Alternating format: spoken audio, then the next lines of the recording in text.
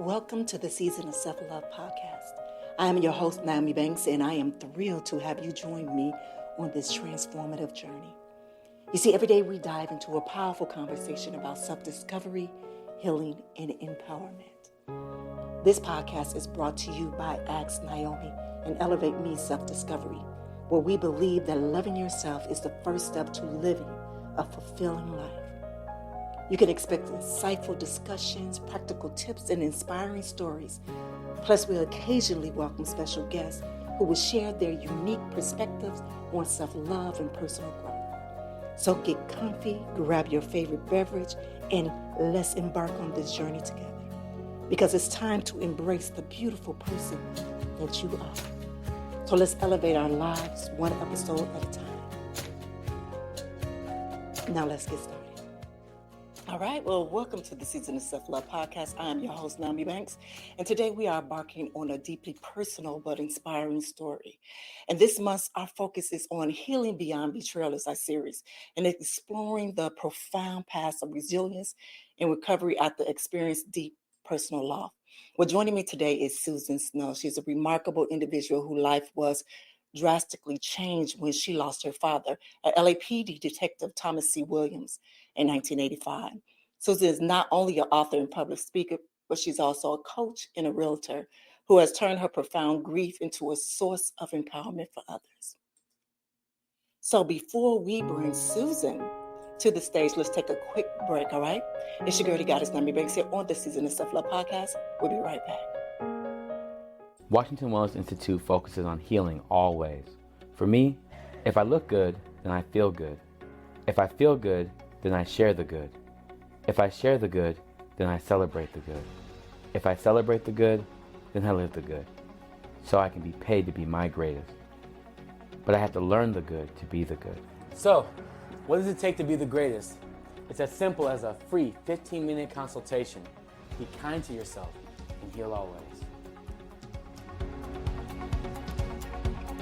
Are you ready to transform your pain into power? Join us this September for the 30-day Healing Beyond Betrayal Challenge, From Hurt to Hope. Starting September 1st, embark on a journey of healing and self-discovery. Each day, you'll receive empowering lessons, practical exercises, and supportive community connections, designed to help you overcome the hurt of betrayal and reclaim your joy. Don't let betrayal define your story. It's time to rise, heal, and rebuild a brighter future. Sign up today at theseasonofselflovepodcast.com.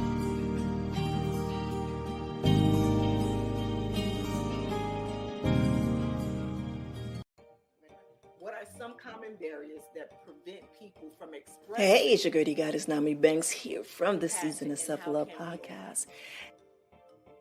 Yeah, I would say remorse. So shame and guilt is a very dividing emotional. And these are one of the many amazing conversations that we have every day, Monday through Friday, right here on the Season of Self-Love podcast with myself, Nyomi Banks, as well as our resident therapist, Dr. Will Washington of Washington Wellness Institute. Come by. The reality of our relationships with people. Come by. And a lot of times we're afraid of how people will look at us. And so that compassion can't enter. You can hit us on the So that's a website, really the big Season barrier. of Self-Love podcast.com. Let me ask you this: with the truth, is it? All right, well, welcome back to the Season of Self-Love podcast. I'm your host, Nyomi Banks, and today we're discussing Healing Beyond Betrayal, a journey of loss and resilience, with our guest author, public speaker, coach, and realtor, Susan Snow. Welcome. Hi, thank you for having me. Thank you. I know this. I can't wait to get into this topic because I've never truly really spoke to someone that had this depth of, and I don't want to say betrayal as well, but just this travesty in their life. Does that make sense? Yeah. Does it make sense? And the thing is, we're going to talk about it later on in this show to where even how society is right now. And so I really I think this conversation along would show the depth of your humanity, your forgiveness, just your healing and your story at all. And so I'm excited for this. I truly am, and I want to. I want us to do a meditation first before we get into it, because I'm feeling chills right now. Chills, just little chills right now. All right, my listeners. So before we dive into this discussion, we're going to start a moment just to center ourselves with a short guided meditation. So wherever you at, I invite you just to get in a comfortable position and close your eyes. Let's start by taking a deep breath in and hold it for a moment. Now exhale slowly. Now I want you to imagine a gentle wave washing over you, carrying away your pain and bringing in peace. Now as you continue to breathe deeply, I want you to allow each breath to bring you more into this moment, filling you with calm and comfort. I want you to picture a path ahead. I want you to bathe in the warm and soothing light of a path of healing and acceptance. I want you to hold on to the serene image as you slowly open your eyes and you are ready to engage with our story today.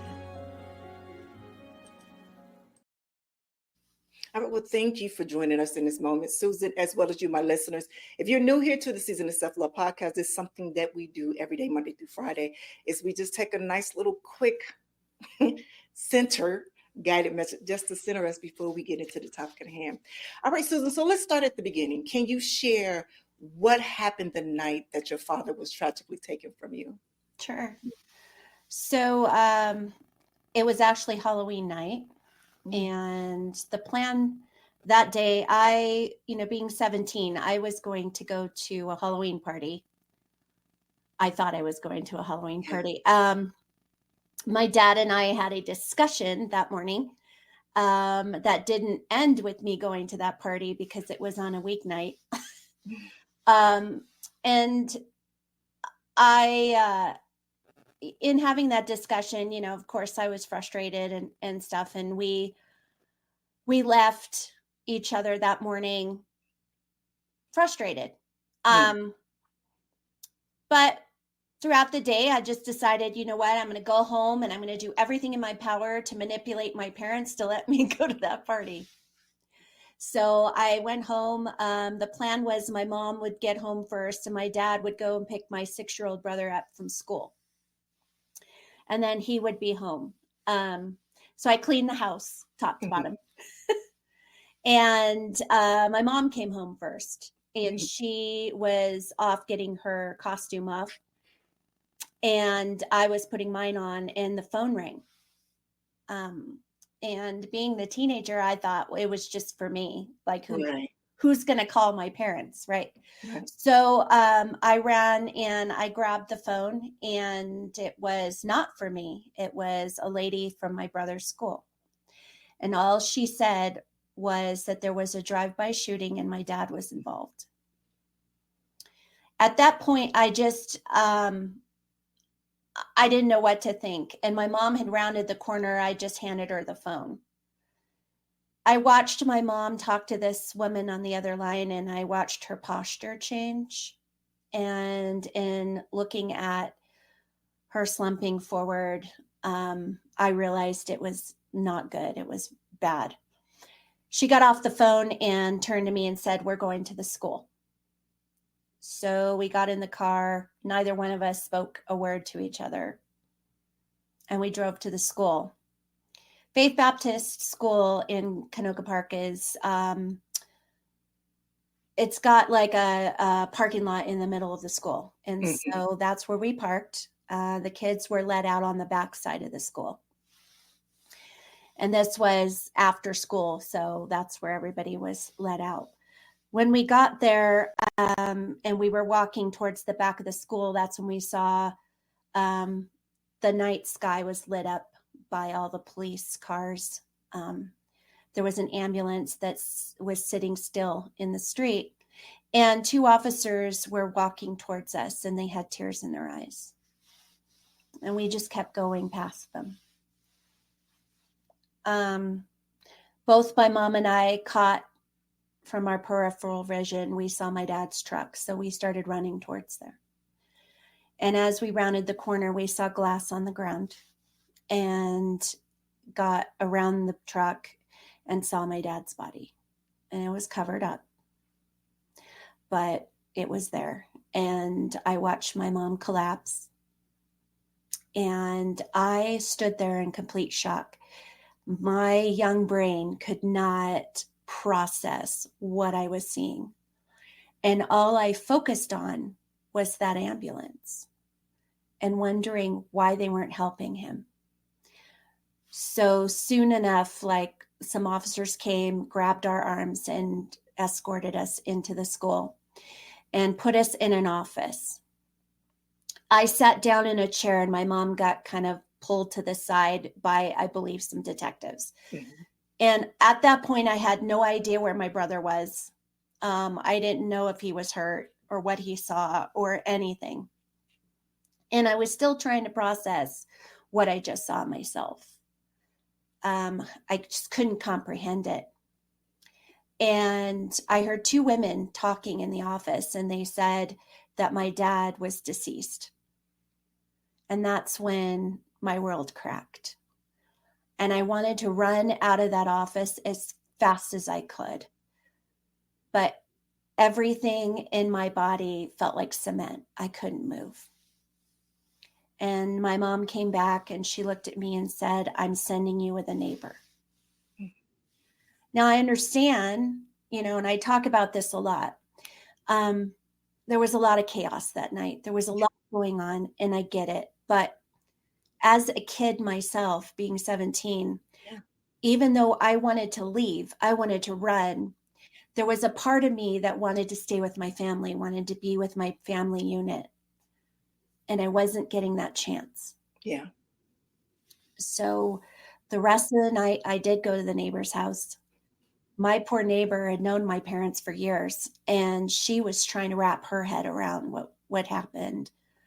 At the time, I was dating a boy who was 19 at the time, and we had only been dating 3 months. But he was the only thing that I wanted at that point. Yeah. I needed support. Yeah. So she called him at work, and he came to the house immediately, but she didn't give him any information. So when he arrived, he came to the porch, and I went to the porch, and he said, get your stuff. Let's go. What hospital is he in? Where's your mom? Where's your brother? That kind of thing. And the words could not spit out of my mouth. Like, I couldn't say the words, because if I did, they were real. And after a little bit of prodding from him, I finally just blurted it out. He's gone. And my boyfriend said, "What do you mean he's gone?" And I said, "He's gone. He's not at a hospital. He's gone." And I watched this 19-year-old boy drop to his knees. So the both of us were really struggling, obviously, because we were young. And we didn't know how to comprehend everything that was going on around us. My neighborhood looked like something I couldn't even describe. I mean, it was police officers everywhere, their helicopters overhead. It was just a scene that I wouldn't wish on anyone. And back then, and I talk about this a lot, back then in the 80s, there was no talk of mental health. Right. And there was little known about PTSD. In fact, back then it was called something completely different. It's called shell shock. And so it was attached to people coming back from war. And there definitely weren't any kind of resources for teenagers or kids in traumatic experiences, episodes of this caliber. And so it was just, it was a night that really did change my life. in so many different ways. And like I said, I was a kid and I didn't know, after that, I didn't know what was happening to me. I didn't know all of the different emotions I was feeling. I didn't know how to verbalize them. Yeah. I can imagine. I want to do this really fast, Susan. I want to just take a moment. Let's take a break and then we'll come back, okay? Sure. All right. It's your girl, Goddess Nyomi Banks here on the Season of Self-Love podcast, and we'll be right back. Hey, my beautiful souls. This is your girl, Goddess Nyomi Banks, and I am excited to share something special with you. Introducing my latest ebook workbook, Healing Beyond the Betrayal, a journey of growth, empowerment, and renewal. In these 55 pages, I offer you insight, heartfelt stories, and practical worksheets designed to guide you on your healing journey. So if you experience betrayal or you are seeking personal growth, this resource is made just for you. You see, it's time to reclaim your power and embrace renewal. So you can get your copy by visiting the seasonofselflovepodcast.com. And as a thank you for being part of our community, use the code HEALED09 at checkout to enjoy a 15% discount. So let's embark on this journey together, because you deserve to heal, grow, and thrive. All right, Susan, first of all, thank you for sharing that story with me.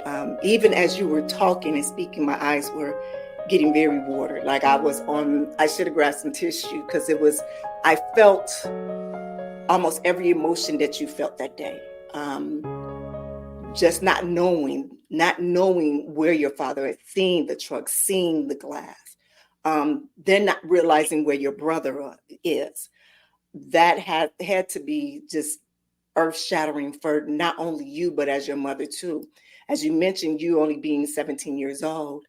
And I just want to jump ahead, because before you spoke about you and your father having a little tense conversation beforehand. And so I kind of know what that feeling was. If I just could have said I love him, or just, hugged him before that happened, because no one ever knows how that happened.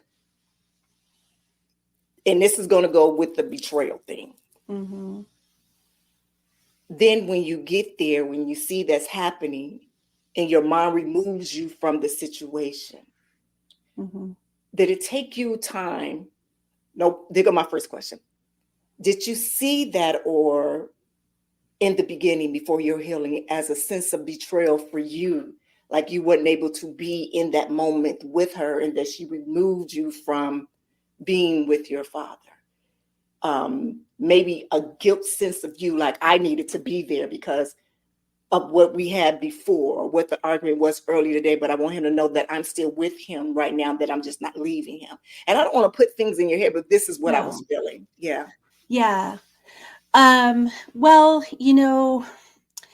I think at that point, the removal for me was frustrating.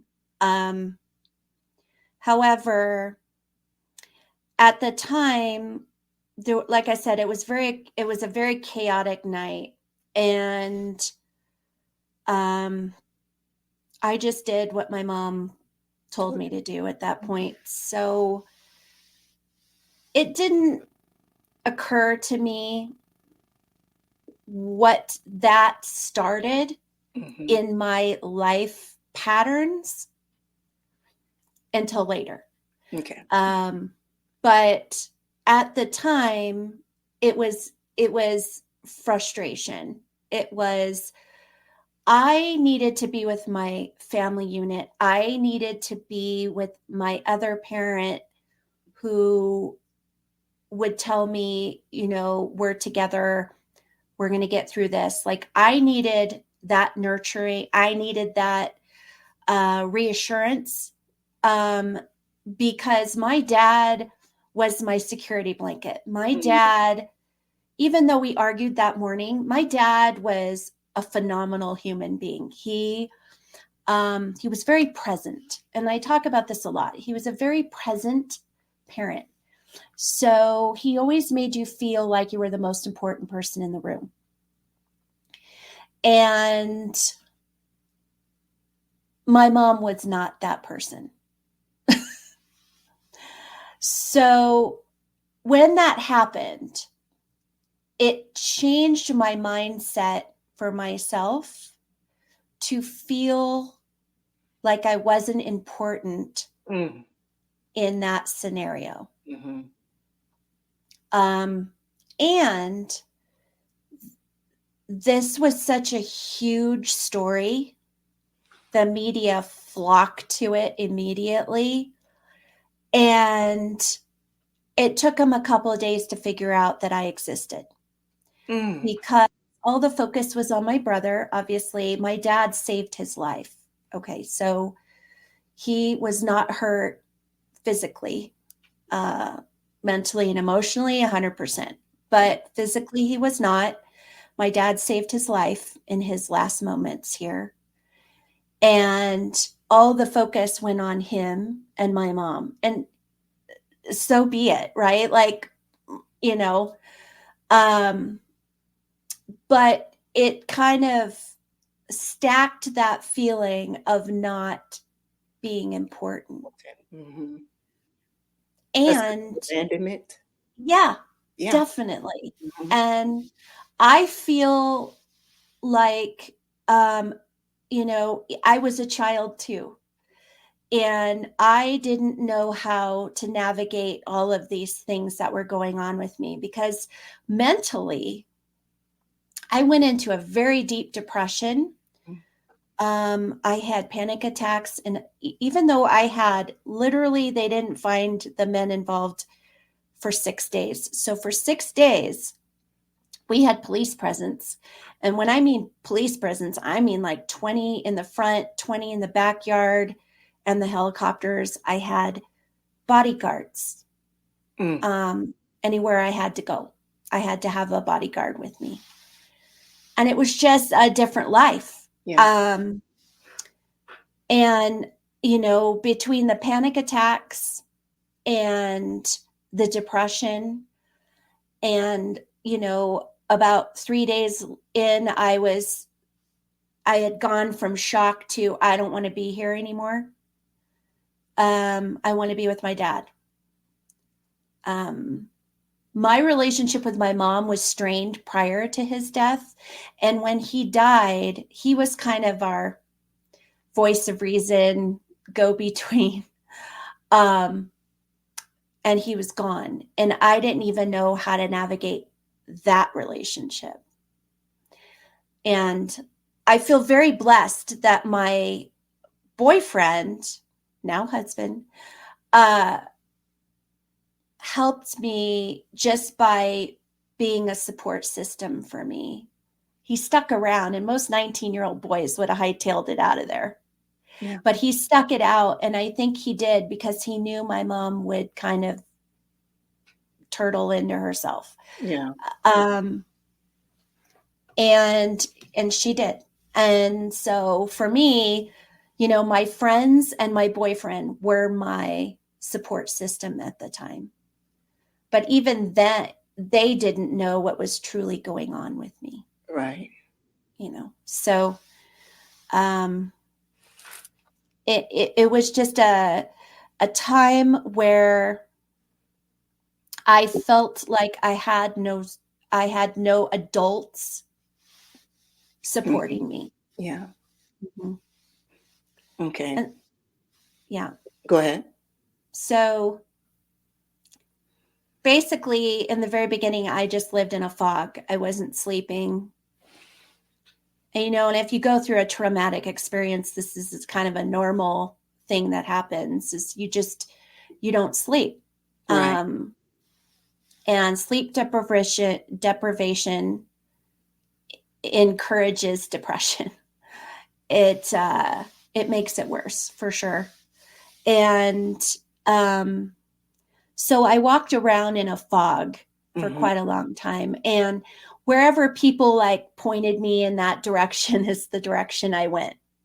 And how long did you go through that? Like, when was the point that you say, okay, it's now time for me to heal? Or better yet, what was your way to find the healing? What were some of the steps that you took to get to your recovery of healing? Yeah, well, so I tell this story and, therapists go, what? But about a week, like a week after the funeral, LAPD came to my mom and said, we want to pay for therapy and we want you to go to therapist. And my mom came to me and said, you're going to therapy.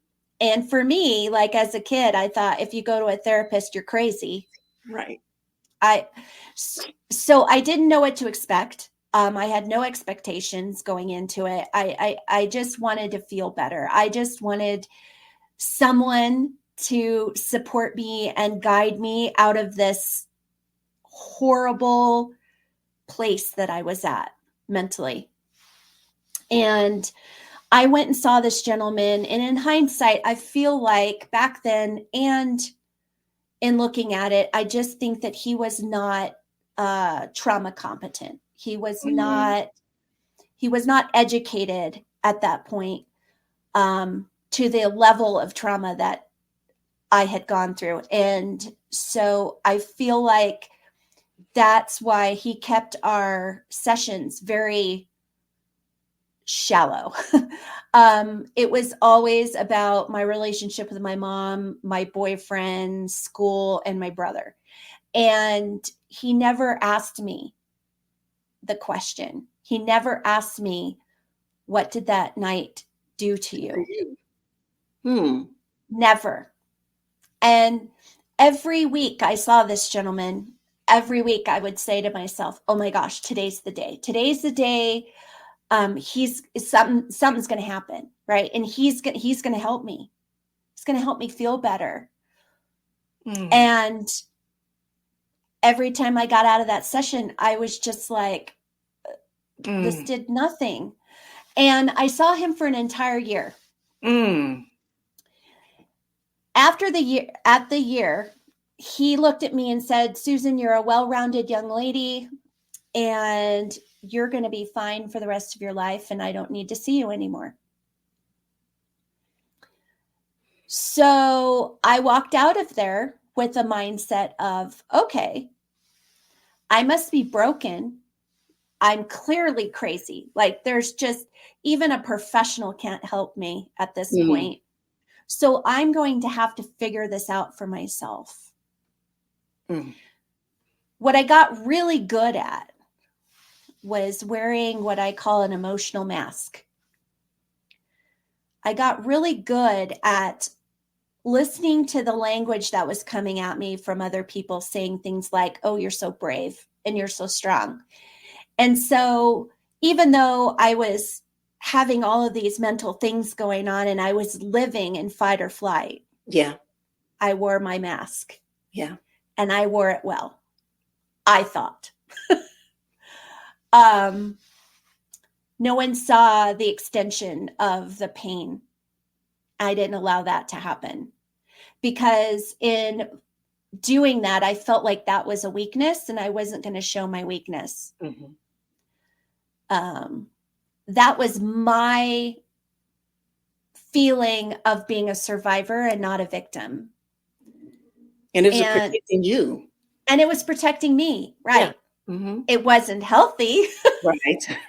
But it was a protection for sure. It was my coping skill. My mom went down a different road. And I don't in any way condemn her because everybody goes through trauma and loss differently. Right. And some people use coping skills that are not healthy. And so drinking was her thing. That was her coping skill.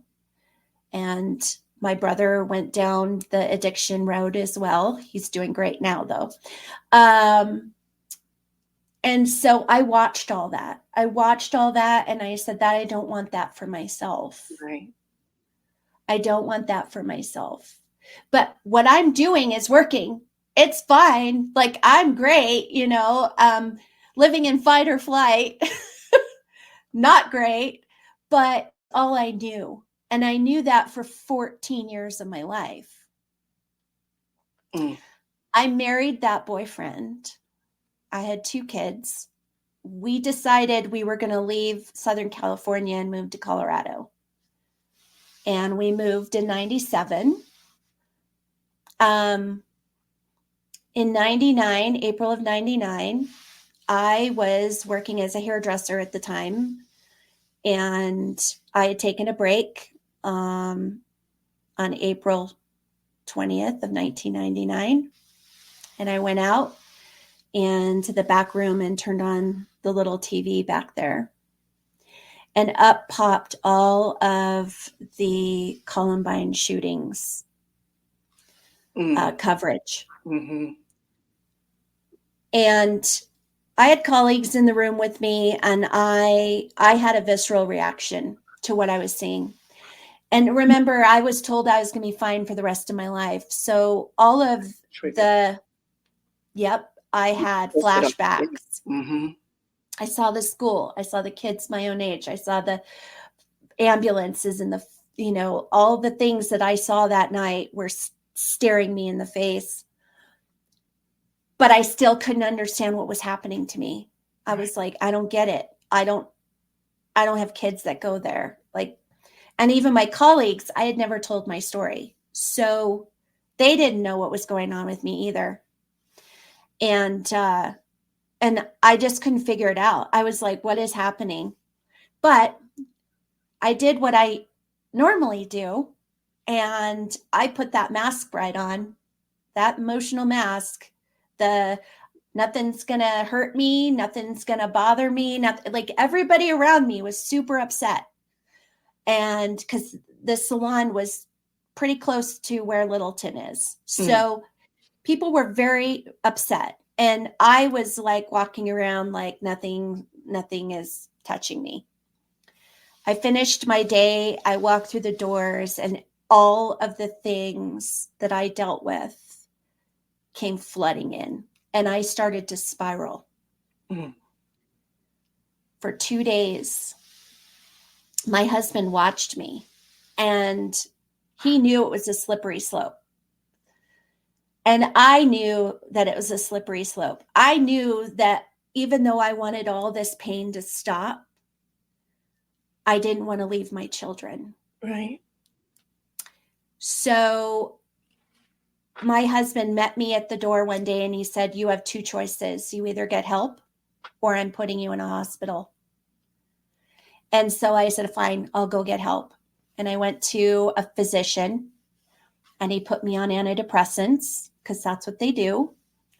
And then he said, I want you to see this therapist. And I laughed in his face because I was like, you know what? Tried that, didn't happen, didn't work for me. I'm just nuts. There's no hope for me. And I said, so what do you think it's going to work now? And he said, you have no choice. You need to go see somebody. And this is the person I need you to see. So I went, and it was a female. And within the first 3 minutes, I knew it was different. She specialized in severe trauma. She specialized in PTSD. I talked to her for literally 2 minutes and told her everything I had gone through at 17 and what I was currently dealing with. And she looked me in the face and she said, Susan, everything you've gone through since you were 17 is normal because you have PTSD. Mm-hmm. And I was so confused because I was like, wait, I didn't go in the military. I didn't go to war. What are you talking about? And she said, no. She said, anyone who has gone through anything trauma in their life can experience PTSD. But what you need to know is that PTSD is not something that goes away. It's something you learn to manage. Yeah. And I swear, I always say, like, it was like the sky opened up and rainbows shot out. I had hope. I finally realized I wasn't crazy. I wasn't broken, that this woman, this adult, is going to be the person that is going to come alongside me and guide me in my healing journey. And I had hope. And, it was truly a life-changing conversation that I had with her. And I felt like I could be 100% vulnerable with her, and she was my safe space. So I was able to start slowly. Yeah.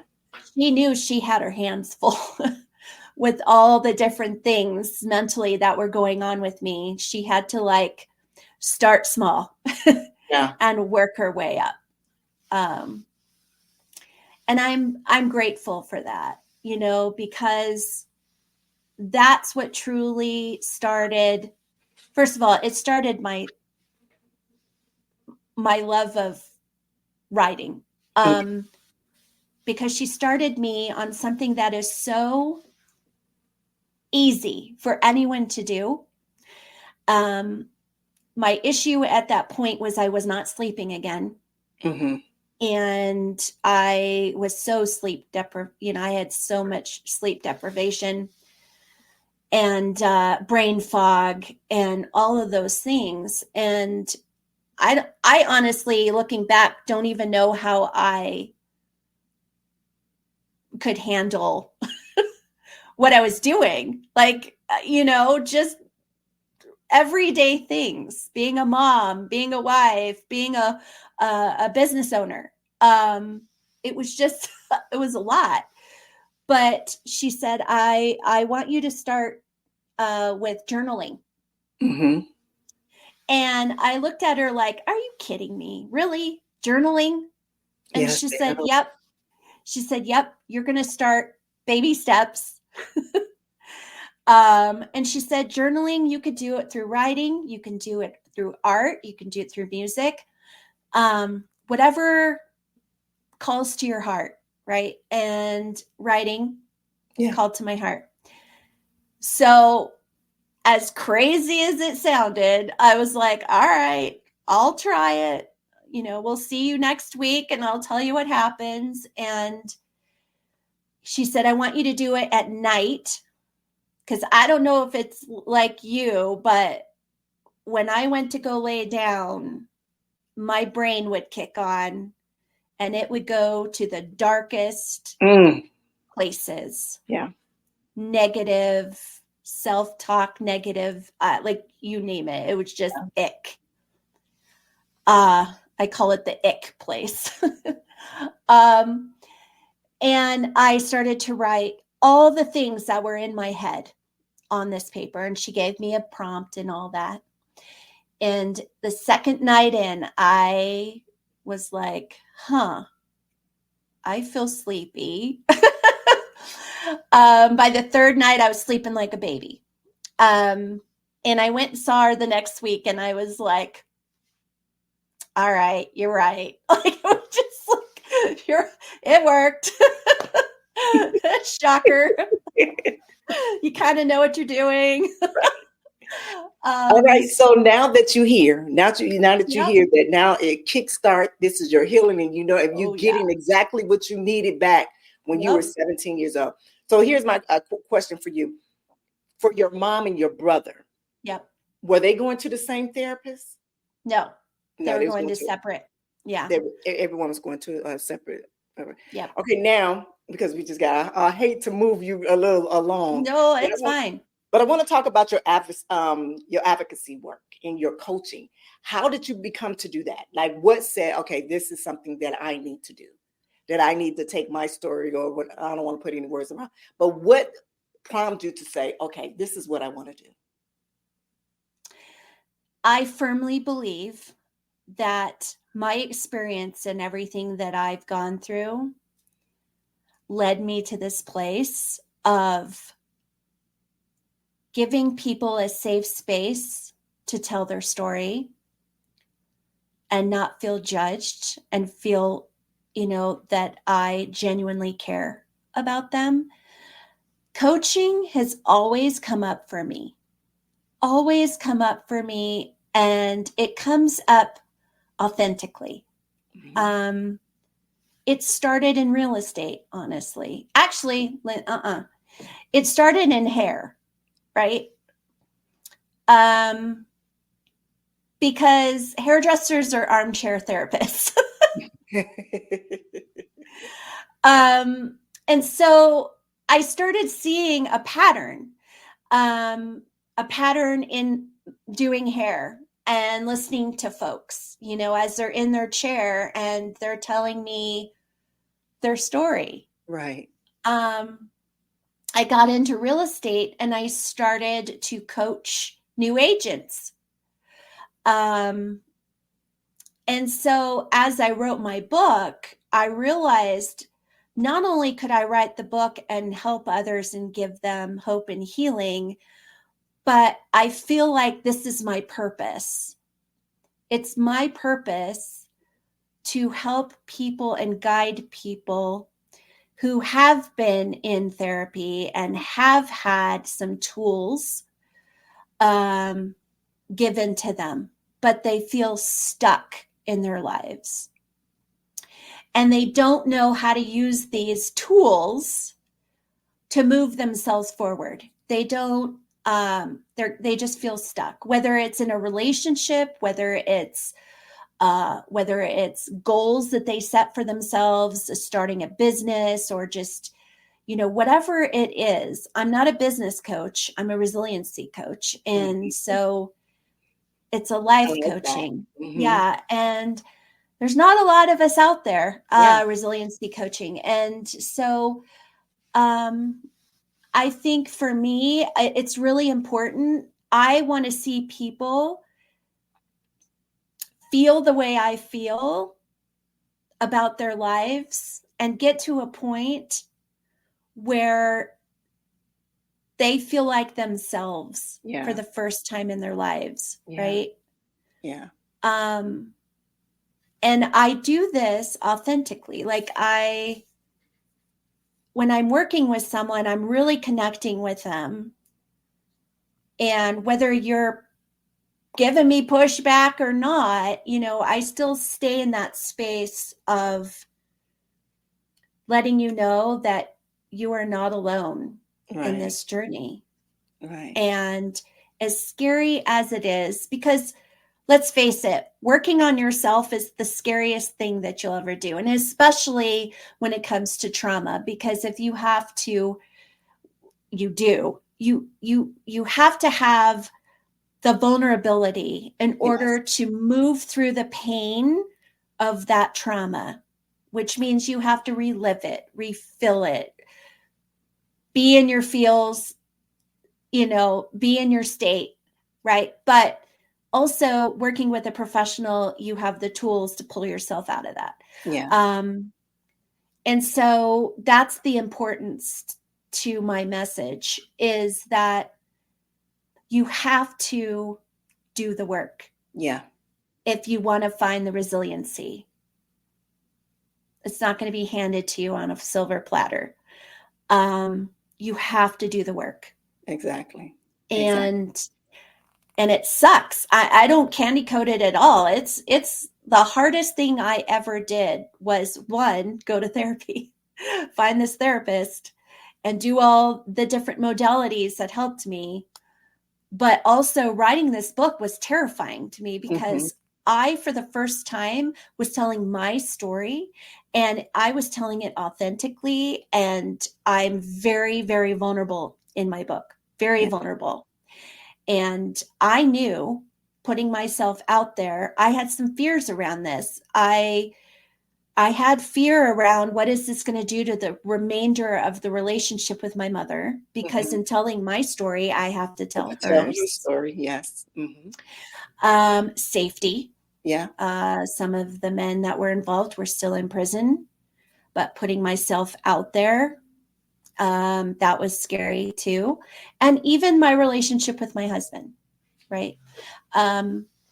because we have been together for 39 years, it's our journey. This is not just my journey, it's his journey too. And we've gone through a lot as a couple, and still continue.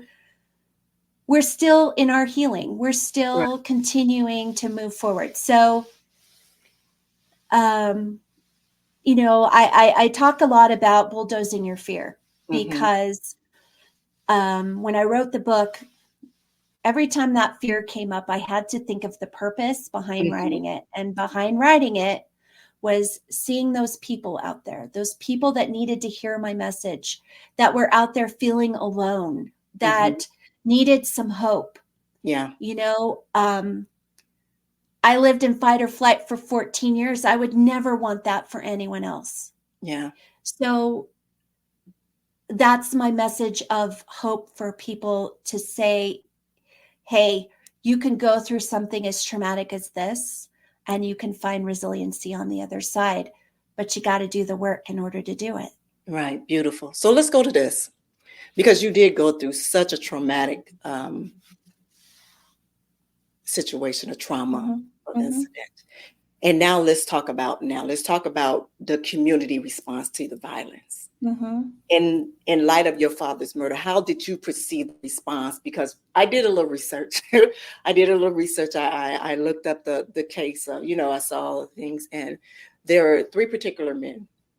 And in the newspaper, it said that actually your father was a detective on a case of theirs that he was to be, you know, taking them down. Yeah. Yep. And they were Black men. Am I correct? They were Black men. Yep. So how do you, and this is going back to coming back from the healing beyond the betrayal.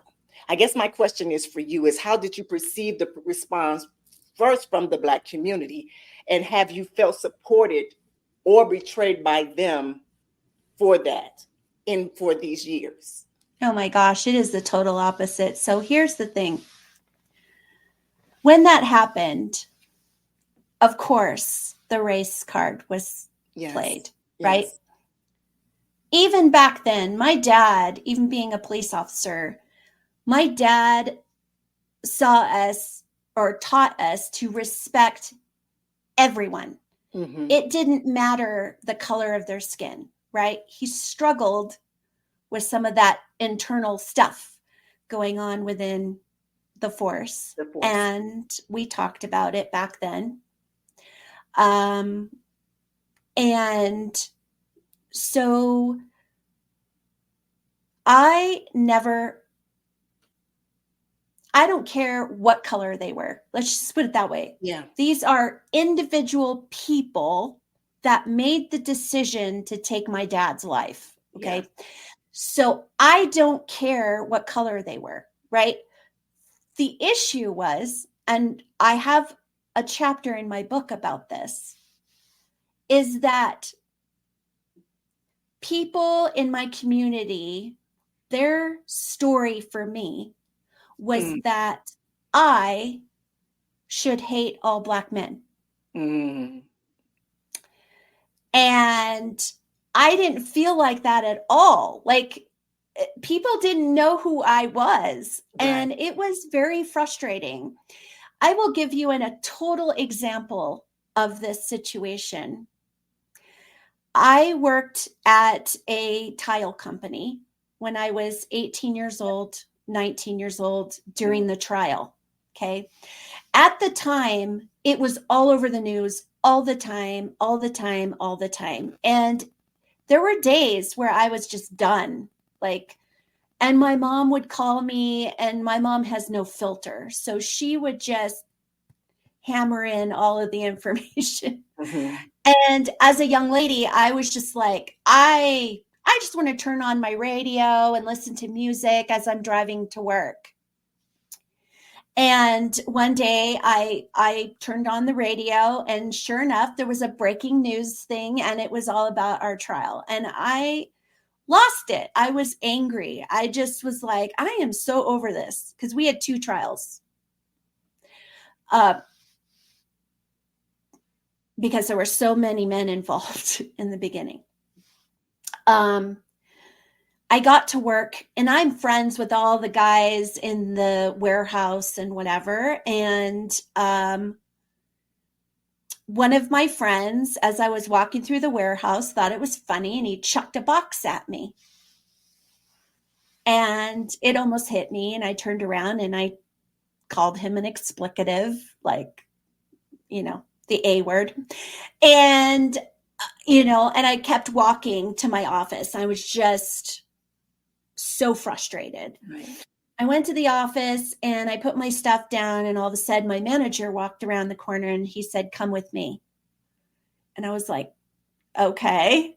So we walked down the hall, and he put us and my coworker that chucked the box at me, who happened to be a man of color, was standing there. And I was like totally confused. And my manager said, "You two are going to go in this office. You're going to hash out whatever the heck is going on with you, and you're not coming out until you're done." And I stood there and I was like, I don't get it. It's just like, I don't understand. So we went in the office and we're just kind of staring at each other. And I'm like, "I don't know why we're here." And he goes, "Well, I just want you to know that I understand why you snapped at me. I understand why you were mad Because you at threw a me." box at me. That's what I said. I'm like, you threw a box at me, man. And he's like, "No." He said, "I've been watching the trial. And if it were me, I would hate me too." So you're And going to throw a box at me? I said, I was still completely confused. And I said, "Me getting mad at you had nothing to do with the color of your skin. Not one thing. You chucked a box at me." And I was in a bad mood because I can't get away from this trial. And I feel like a boxed in little mouse, right? And he's like, "Well, if it were me, I would hate all Black men and blah, blah, blah." And I went, nope, you don't know me. And I said, "Here's the thing. Did you pull the trigger? Did you, plan my dad's murder all those months before? Was that you?" And he's like, "No." I said, "Exactly." I said, "These were specific people who made this choice to do what they did. And the color of their skin has nothing to do with it." And he would just, his jaw dropped. And I was just like, for me, that was a big aha moment for me. That was a huge aha moment, because I thought, what do people think of me? Do they think that I don't like people of color because people of color took my dad? No, that's not who I am. That's not how my dad raised me. Yeah. Like, it was such a frustration for me. And I had it come up multiple times throughout my life. And I just have to remind people that I have no ill will. These are specific people that did this specific thing to take my dad, and it was their choice. Yeah. And so it gets very, very frustrating to me. Yeah. So I just, I'm almost like on the other side of that too. When George Floyd was murdered, I did a video on social media, and I was attacked, verbally, private messaged, by people who said, "You of all people should never have anything negative to say about the police department." And I thought, what? What? So, I've I've dealt with this type of thing since the beginning. Yeah. And for me, it's just important for me to tell all people that I am very, like, if you have I don't care what color you are, if Yeah. you're an ignorant Person.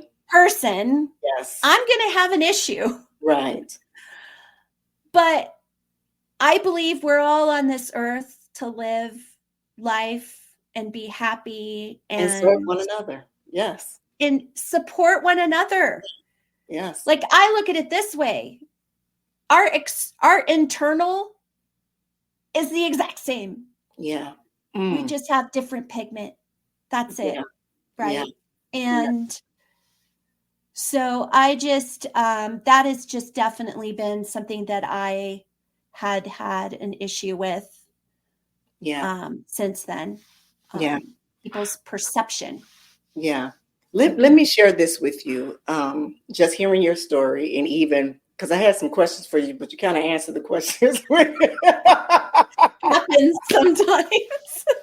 You kind of answered the questions, some of there, but as you were talking, and I know that's going to sound so messed up because this is something that we've been talking about within this series about finding the gift in the pain, finding the gift in the pain.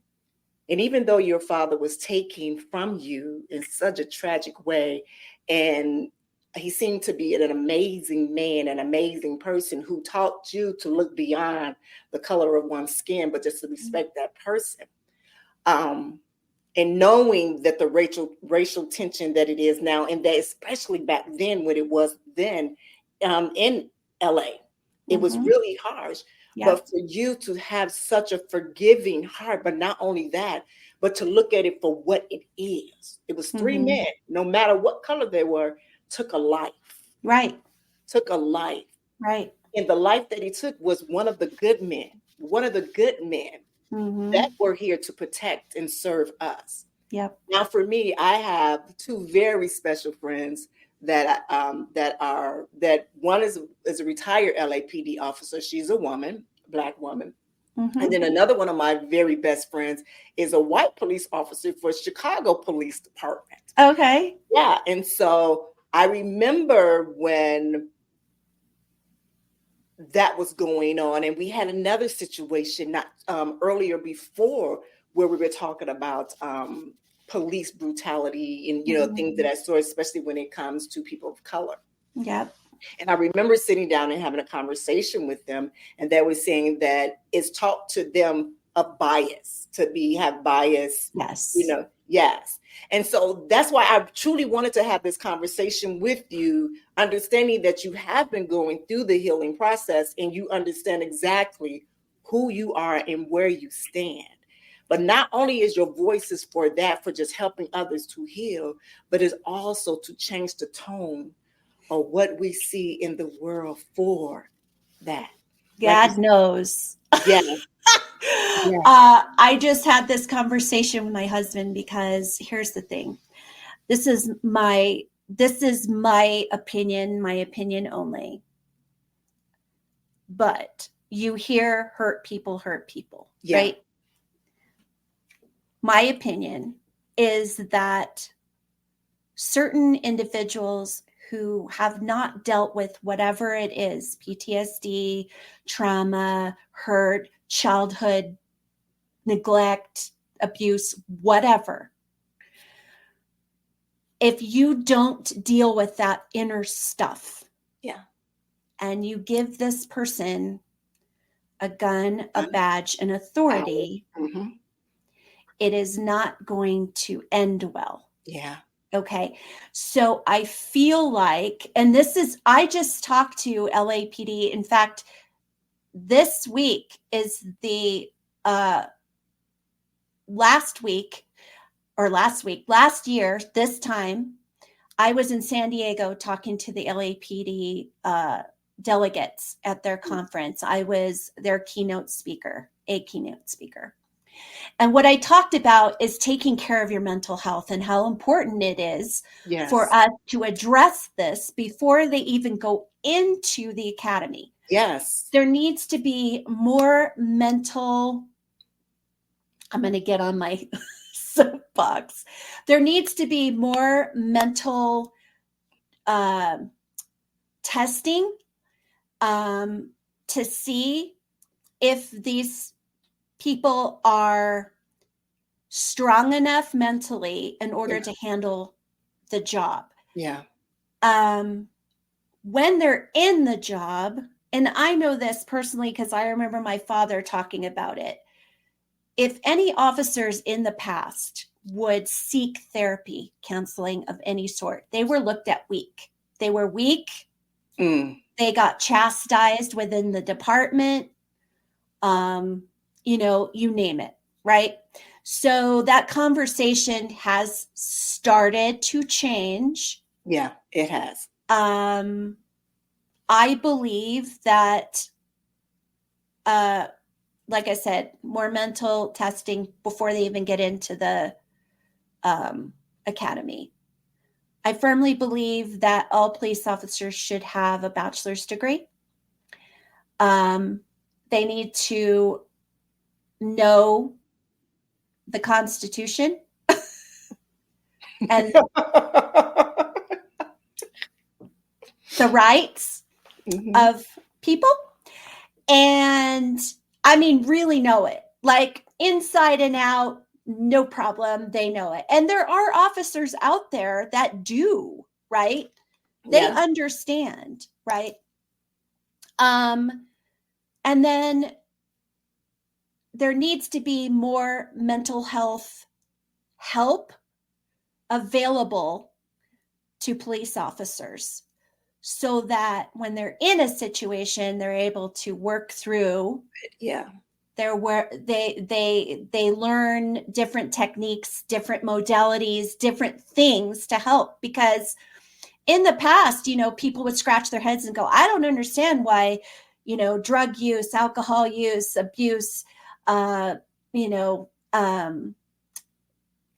cheating, whatever, infidelity. Why is that so prevalent in the police, in law enforcement? Well, duh, because that's their coping skills, right? Or non-coping skills, whatever you want to look at it. And so I was very passionate when I talked to those delegates in saying to their faces, hurt people hurt people. You have to take care of your inner stuff, because otherwise your inner stuff is going to come out there. Yeah. In your job. Yeah.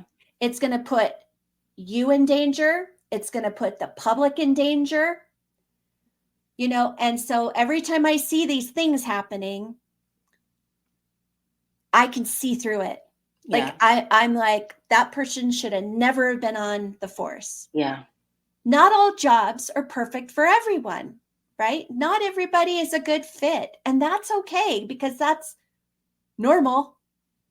And so I think we need to really have that conversation of, there's so many things, but part of that, I have had conversations with vets, and they opened my eyes to the fact that a lot of things. When they come out of the military, the first people that go after them is law enforcement.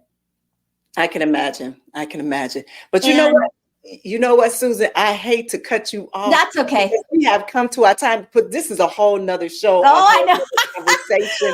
I know. It really is. So first, what I want you to say, first of all, thank you for sharing. We didn't really I had a lot of questions, a lot of questions. Some of them you answered. You already answered some of the questions, but thank you for just sharing your story. I want you to tell the readers what's the name of your book and where can they get it at? It's called The Other Side of the Gun, My Journey from Trauma to Resiliency. And it is available on Amazon. And it's in Kindle form and paperback form. I am going to go into a studio and do my audiobook. if you want any information, need any information, have any questions or anything, I do have a website. It's susansnowspeaks.com. And it has all the information on there about what I speak about. Also, it has a way you can contact me. It also talks about the book and has links and whatnot. So I am on social media under my name, Susan_Snow1 is my Instagram. And I'm also on TikTok. So beautiful. I hate to cut it short. It's okay. It's all good. I think I'm gonna have to have you come on another time, and we can talk, because there's so many different topics that we can talk about right now, especially now that it's an election time, especially now that racial tension is so prevalent right now. You know, especially one of the biggest things is about police and defunding and all of those different things. So I would love to have you on in the near future where we can, you know, truly talk about that, where we can just dedicate a whole hour to that.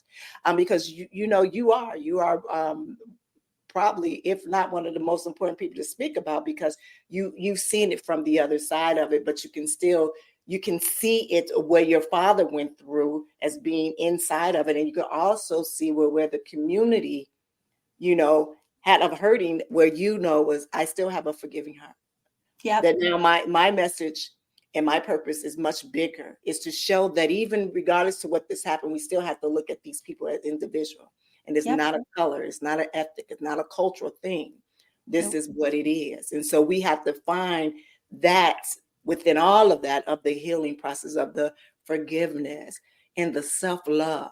And I totally agree with you when you talk about before they even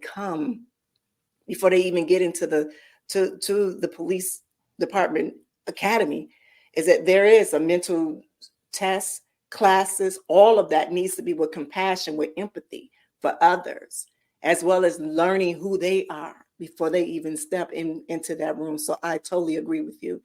And again, Susan, I thank you. I thank you. I just was sitting here listening. Like, I'm serious. I was like, I'm not even going to interrupt. I'm just going to sit and listen, because this is needed to be your story. And I know you had several different interviews with a whole lot of people, but I think this story needs to be heard, because we just don't know who else that you touched out there that can relate. And that might be going through that peer pressure from others saying you should hate this person because of this or that. Right. From that. Yeah. Oh, wow. Yeah. But thank you again. And to my listeners, everyone listening, I want you to keep embracing your own journey of self-love and healing, and join us next time here on the Season of Self-Love. And I want you to take care and keep loving yourself. Have a good one. Thank you. Thank you for joining us on this journey of discovery and empowerment here at the Season of Self-Love podcast. Remember, embracing self-love is a continuous journey, and we're so glad to have you with us. So if you enjoyed today's episode, please leave us a review. And don't forget to join our community on Facebook at Season of Self-Love. Connect with like-minded individuals who are also on their self-love journey. Now, if you have any questions or topics that you'd like for us to explore, we love to hear from you. Email us at seasonofselflove@gmail.com and let your voice be heard. So until next time, take a moment for yourself today, and remember, you are worthy of love, joy, and all the beautiful things that life has to offer.